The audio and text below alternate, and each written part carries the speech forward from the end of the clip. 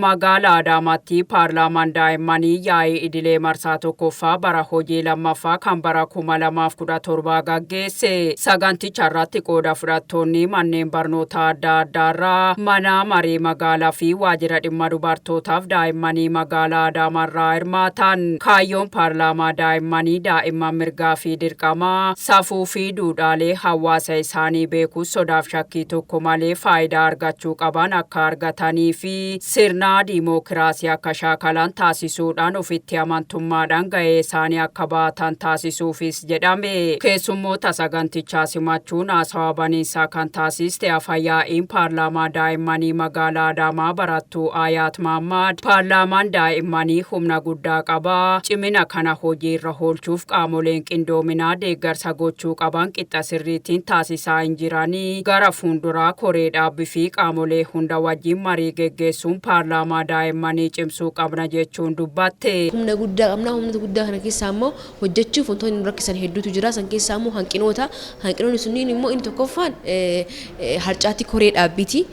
Inni lammaffaan immoo seektaroonni paarlaamaa daa'immanii dhimmi isaanii ilaallatu bifa walqixa ta'een paarlaamaa daa'immanii hin hordofanii seektaroonni sunniin immoo seektaroota akka mana maree ta'uu danda'a, waajjira barnootaa deebi'ee immoo keessattuu immoo waajjirri dhimma dubartootaaf daa'immanii paarlaamaa daa'immanii kana cimsuudhaaf hundi isaaniiyyuu gahee qabanii haa ta'u malee hirmaannaan isaanii hundaayyuu walqixa hirmaatanii nu cimsaan hin jiranii. Hanqinoota kana fooyyessuudhaaf inni jalqabaa irratti harcaatii koree dhaabbiin uumame sana koree dhaabbii keenya guutuu godhachuudha.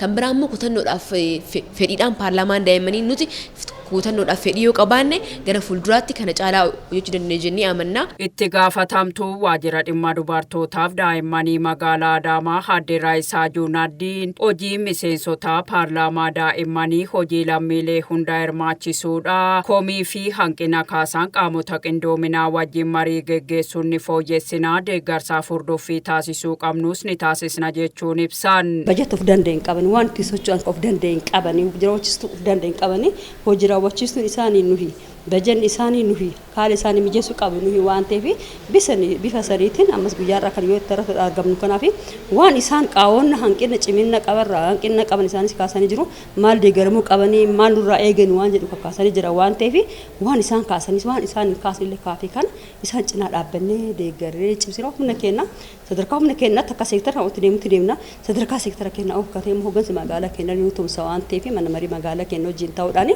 deeggarsa barbaachisu isaanii godhuudhaaf. Itti gaafatamtuu waajjira afyaa'ii magaalaa fi qindeessituun paarlaamaa daa'immanii magaalaa Adaamaa Aadde Sabla Wangeel Dachaasaa paarlaamaan daa'immanii bara 2016 manneen barnootaa sadarkaa hundaa aanaalee fi magaalatitti akka hundaa'e dubbachuudhaan gara fuulduraa haala mijeessuu fi leenjii akka argatan taasisu maalummaa paarlaamaa daa'immanii hubachiisuun gahee keenya ni bahanna jechuun ibsan. Haala mijahaan akka isaanii uumamu waajjira irraa kaasee stationariiwwan adda addaa wantoota isaan barbaachisan waan hojiidhaaf isaan barbaachisu hunda guuttachuu akka danda'an haala mijeessinee manneen barnootaa faanaa dubbannee ijoolleen kun kaayyoon paarlaamaa daa'immanii maal akka ta'e hojiin isaa maal akka ta'e daa'imman irraa maaltu eegama mirgi daa'immanii akkamitti eegama paarlaamaan daa'immanii kun maaliif hundaa'ee kan jedhu kana beekanii manneen barnootaa daa'imman 60 bakka bu'anii dhufan san beekanii akka deeggaruu akka achi keessatti hojjechuu danda'an leenjii dhedheeraa fi gaggabaaboo kenninaa jennee qabannee jirra.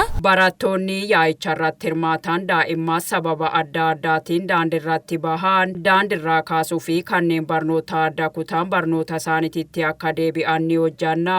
Qaama miidhamtoota irrattis gahee keenya bahuuf qophii xumurree jirra jechuun ibsan. Ijoollee kararra jiran kararraa kaasuudhaaf qaamolee gurguddoo nu ol jiran akka deeggarsatti isaan gaafachuudhaan hanga danda'ameen yeroo bija'ee bara kana waan kana karoora guddaa keenya yaa'ii marsaa lammaffaa irratti waan kana hojjennee mul'isuudhaaf karoora guddaa qabna. Meeshaalee barnootaaf barbaachisuun akkasumas qaama miidhamtoota kan ta'an warra isaan ilaallatu wajjin ta'uudhaan karoora qabannee jirra waliin hojjechuudhaaf jechuudha.